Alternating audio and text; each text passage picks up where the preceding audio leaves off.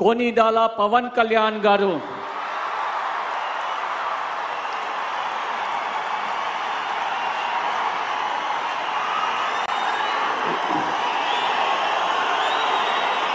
నేను कोनिदला पवन कल्याण अने नेनु శాసనం ద్వారా నిర్మితమైన భారత రాజ్యాంగం పట్ల నిజమైన విశ్వాసం విధేయత చూపుతానని భారతదేశ సార్వభౌమాధికారాన్ని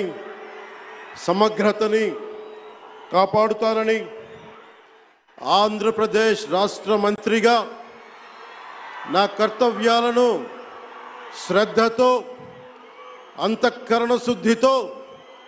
నిర్వహిస్తానని భయం గాని పక్షపాతం గాని రాగద్వేషాలు గాని లేకుండా రాజ్యాంగాన్ని శాసనాలని